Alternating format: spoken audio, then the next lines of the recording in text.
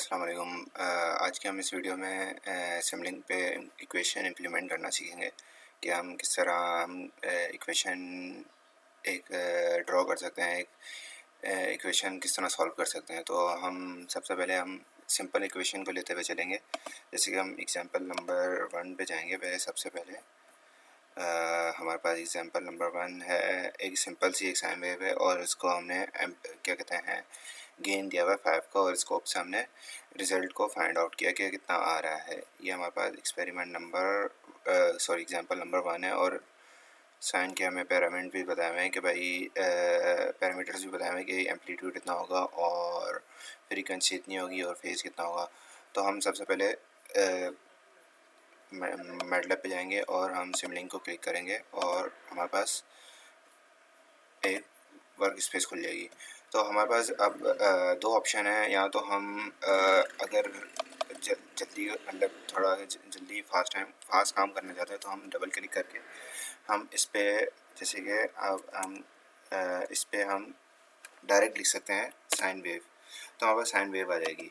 और जैसे कि देखें अभी हमने यहाँ पे क्लिक किया होता तो इसके सब में हमारे पास इधर नाम आ रहा था साइन वेव। जैसे हम हटाते हैं तो यहाँ से गायब हो रहा है। तो इसके लिए हमें और कुछ नहीं करना, डायरेक्ट डिस्प्ले पे जाएंगे और हम हाइड ऑटोमेटिक नेम्स को अनक्लिक कर देंगे। इससे ये होगा कि हमारे पास नाम जब सेलेक्ट ना हो तब अनसेलेक्ट हो तब भी विजिबल होगा। तो जैसे कि मैंने ये बताया कि एक शॉर्टकट तरीका तो ये है कि हमने साइन लिखा और वेव साइन वेव, तो हमारे पास खुद ब खुद वेव फॉर्म हो रही है। इसका अगर सपोज़ कि इसमें कोई प्रॉब्लम आ रही हो और मिल ना रहा हो सपोज़, तो इसकी जो है लाइब्रेरी में हम जाएंगे। लाइब्रेरी में हम यहाँ पे सिंपल क्या कहते हैं सोर्स की लाइब्रेरी में जाएंगे और हम इधर फाइंड करेंगे साइन वेव। तो हमारे पास यहाँ से भी हम ले सकते हैं, लेकिन इसमें बहरहाल टाइम लगता है बनिस्बत उसके। तो मैं तो प्रेफर ये करूँगा कि बंदा यहाँ से डायरेक्ट नाम लिख के कॉपी कर ले, बॉक्स ब्लॉक क्रिएट कर ले। अब जैसे कि हमारे पास एक साइन वेव आ गई, इसको हम फ़िलहाल डिलीट करते हैं। अब हमारे पास एग्जांपल में हमारे पास था पहले हमें एक साइन वेव क्रिएट करनी है और गेन और एक स्कोप। तो हम दोबारा हम लाइब्रेरी में ही चले जाते हैं और सिंक में हमारे पास आ जाएगा स्कोप आ जाएगा, और हम एक स्कोप ले लेते हैं और दूसरा हम लाइब्रेरी में दोबारा जाते हैं और हम यहाँ पे गेन के लिए हम यहाँ पे गेन भी लिख सकते हैं। ये हमारे पास गेन आ गया। गेन को हम क्लिक करके यहाँ पे लगा लेते हैं और हम सबको एक साथ अलाइनमेंट कर देते हैं और सबको आपस में अटैच कर लेते हैं। अटैच और हमें पैरामीटर्स जो दिए हुए थे वो हमारे पास थे 1 एम्पलीट्यूड और फ्रीक्वेंसी हमारे पास थी 2 मिनट।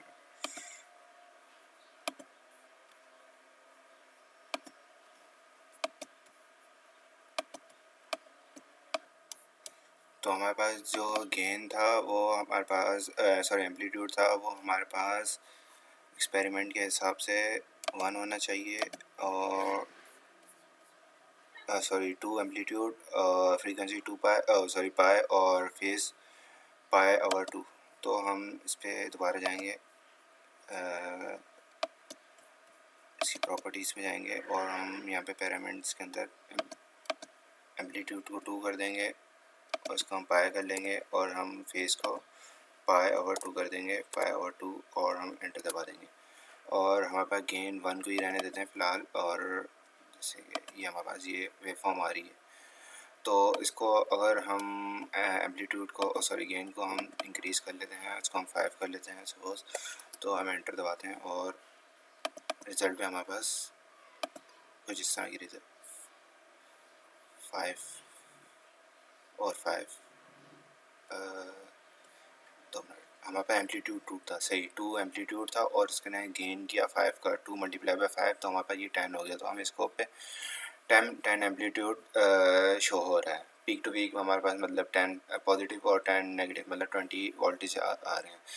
इस तरह हम समझ सकते हैं कि मतलब किस तरह ये काम किया कि हमारे पास एम्पलीट्यूड 2 था और 2 मल्टीप्लाई बाई 5, तो हमारे पास आउटपुट पे एम्पलीट्यूड डबल मिल रहा है। अच्छा, इसके बाद हम आते हैं अब एग्जांपल नंबर क्या है हमारे पास। एग्जांपल नंबर 2 के अंदर हमें क्या करना है, हाँ, हमें पास 2 साइन वेव हैं और हमने मक्स के थ्रू इसको हमने मतलब एक तरह का एक साथ स्कोप में शो कराने के लिए हमने ये मक्स इस्तेमाल किया। अब इसको हम इम्प्लीमेंट करने की कोशिश करते हैं। अगेन हम जाएंगे इसके अंदर जाएंगे। हम इसके पैरामीटर को थोड़ा सा कम करते हैं, एम्पलीट्यूड हम 1 कर लेते हैं फिलहाल ताकि आसानी हो जाए। और गेन हमारे पास यहाँ से गायब हो जाएगा और ये हमारे पास दोनों लाइनें गायब कर लेंगे। अब हम इसी को हम कॉपी कर लेते हैं, कंट्रोल सी और control V, oh sorry control C. हमें इसका एम्पलीट्यूड थोड़ा सा चेंज कर लेते हैं ताकि हमें विजिबल हो जाए। अप्लाई, और हमें यहाँ पे मार्क्स चाहिए तो हम इसको हम डायरेक्ट लिख से सर्च कर लेते हैं। अब हम इन सबको अटैच कर लेते हैं आपस में, एक इसको अटैच कर दिया और एक इसको अटैच कर दिया, और हम अब इस पे आउटपुट के हम देख सकते हैं और हम प्ले करेंगे तो हमारे पास रन किया तो हमारे पास 2 आउटपुट आ रहे हैं। जैसे कि ये एम्पलीट्यूड 1 वाली हमारे पास ये थी, ये इसकी वेव फॉर्म है, और ये एम्पलीट्यूड 2 था उसकी वेव फॉर्म है। तो हम मैनुअल में देख लेते हैं। मैनुअल में ये इस तरह से शो हो रही है। इसकी वजूहत ये हैं कि इन्होंने साइन की फ्रीक्वेंसी वगैरह चेंज की हुई हैं, तो साइन की फ्रीक्वेंसी हम चेंज करके देख लेते हैं, इससे कोई फ़र्क नहीं पड़ता। हम इसमें जाते हैं मैटलैब में और हम साइन की वैल्यूज़ को चेंज कर लेते हैं। अब हम फ्रीक्वेंसी हम इसकी जगह रख लेते हैं 2 रख लेते हैं सपोज़, और फेस को हम 0 रख लेते हैं। इसकी फ्रीक्वेंसी हम 3 रख लेते हैं और फेस को हम 180 कर लेते हैं, 180 कर लेते हैं यहाँ 180। तो अब हम देखते हैं हमारे पास आउटपुट में क्या आ रहा है। रन करेंगे तो हमारे पास वेव फॉर्म कुछ दूसरी तरह की आ रही है। तो इस एक्सपेरिमेंट के बाद हमारे पास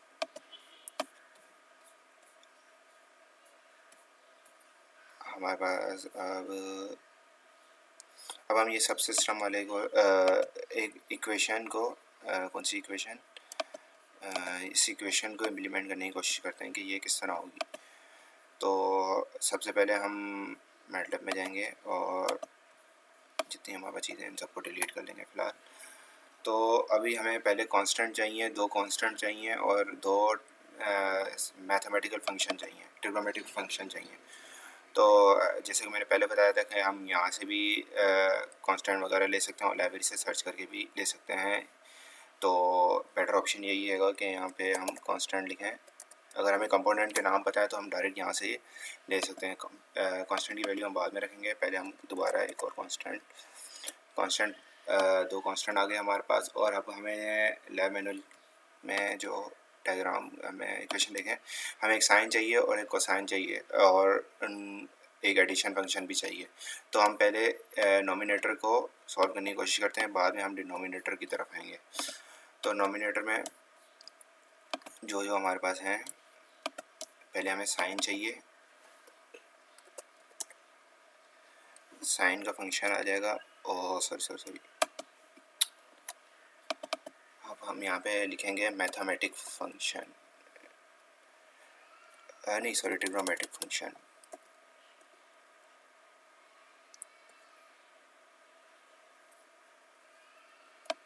ये ट्रिग्नोमेट्रिक फंक्शन आ गया। तो हमारे पास एक तो साइन का ही चाहिए था और दूसरा हमें कोसाइन का चाहिए था, तो हम इसको कॉपी कर लेते हैं और इधर जाके हम पेस्ट कर लेते हैं, पेस्ट मूव।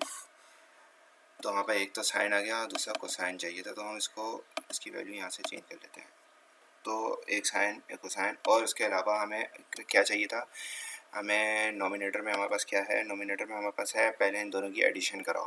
तो हम एडिशन के लिए हम यहाँ पे ऐड सीधा सा फंक्शन लगा लेंगे और ऐड के बाद हमारे पास और क्या है,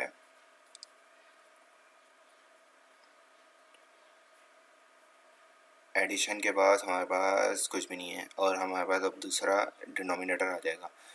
तो हम डायरेक्ट यहाँ से हम डिस्प्ले भी ले सकते हैं पहले ही, नहीं सॉरी डिस्प्ले से पहले, हाँ पहले हम इनको पहले हम कंबाइन कर लेते हैं बाद में ताकि आसानी हो जाए। ये आया हमारे पास साइन और ये हमारे पास एडिशन और यहाँ पे हमारे पास कॉस की वैल्यू और कॉस एडिशन। अब इन दोनों के बाद अब हमें जो करना है, अब हमें डिनोमिनेटर की तरफ जाना है। डिनोमिनेटर की तरफ हम जाएंगे तो डिनोमिनेटर पे हमारे पास साइन और सबसे पहले साइन और कोसाइन की मल्टीप्लिकेशन है। तो हम वैल्यूज़ हमारे पास वही हैं 30 और 60, तो कांस्टेंट को चेंज करने की ज़रूरत नहीं है। तो हम यहाँ पे डायरेक्टली प्रोडक्ट ले लेंगे। तो प्रोडक्ट के हमारे पास दो पोर्ट हैं। पहला ये आ गया हमारे पास साइन और दूसरा आ गया हमारे पास कोसाइन। तो इसकी अरेंजमेंट चेंज भी हो सकती है, इससे कोई फ़र्क नहीं पड़ता क्योंकि दोनों मल्टीप्लिकेशन और मल्टीप्लिकेशन में हम आगे पीछे कर सकते हैं। तो अब हम मैनुअल की तरफ जाएंगे, इक्वेशन की तरफ जाएंगे। हमें इक्वेशन क्या थी, तो हमने मल्टीप्लिकेशन कर ली, अब हमारे पास ये आ गया। अब हमें इन्वर्स फंक्शन लेना है। तो इसके लिए हम जाएंगे मैटलैब के अंदर जाके, यहाँ से भी हम सर्च कर सकते हैं मैथ फंक्शन में आएंगे और यहाँ से रेसिप्रोकल को सिलेक्ट कर देंगे। तो हमारे पास जो भी वैल्यू होगी उसका रेसिप्रोकल मतलब 1/, कर देगा। अप्लाई, 2 मिनट, अप्लाई, ओके, और ये हमारे पास रेसिप्रोकल में आ गई। तो एडिशन के बाद हमने रेसिप्रोकल किया, उसके बाद मल्टीप्लिकेशन करते हैं।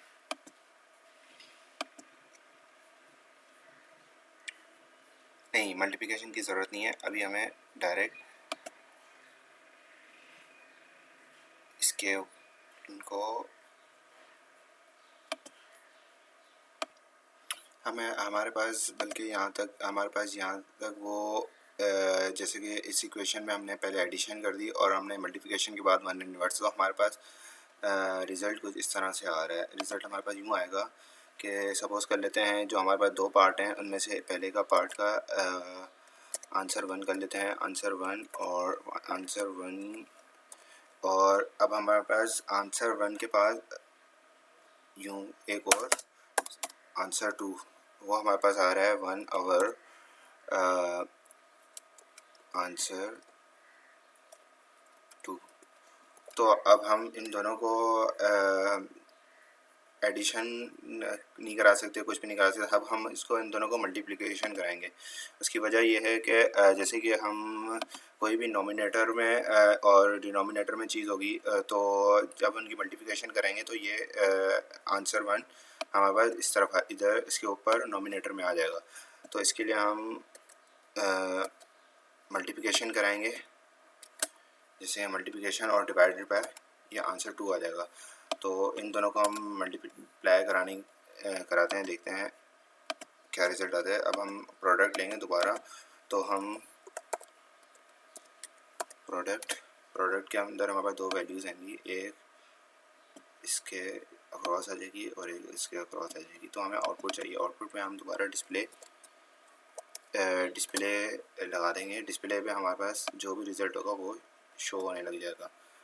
तो अभी कांस्टेंट की हमने वैल्यू सेट नहीं की थी, तो अभी कर लेते हैं। कांस्टेंट हमारे पास था 30 और कॉस हमारे पास 60 का था, तो 60 कर देंगे।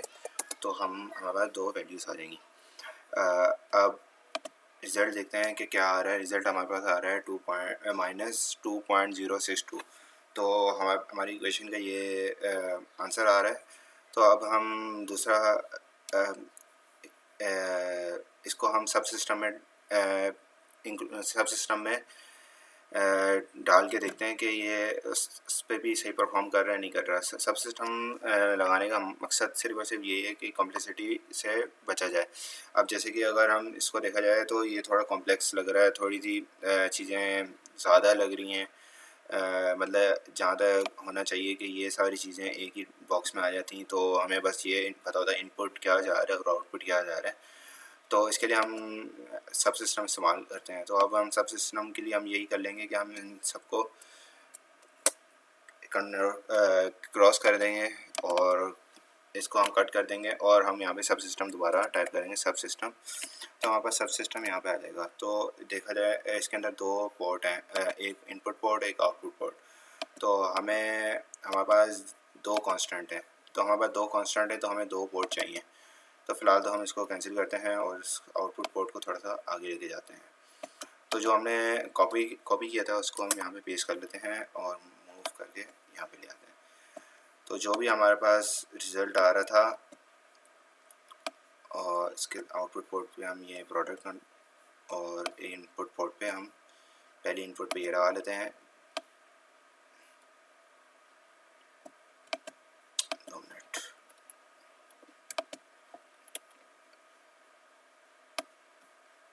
पहली पोर्ट पे ये लगा लेते हैं और एक हम पोर्ट कॉपी कर लेते हैं।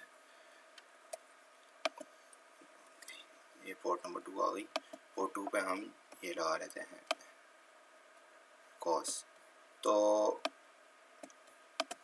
हमारे पास क्या हो रहा है कि यहाँ से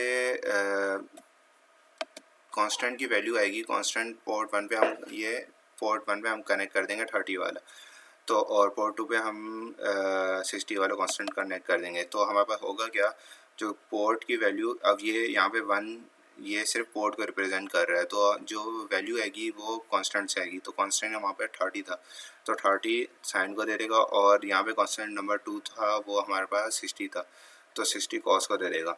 तो बाकी सारा जो एडिशन और मल्टीप्लिकेशन और डिवीज़न जो भी हो रही हों वो उसके थ्रू मतलब वही कांस्टेंट से हो रही होंगी। तो सब सिस्टम का सिर्फ यही काम होगा कि बस इतना कि हमें एक्स्ट्रा स्पेस प्रोवाइड कर दी है।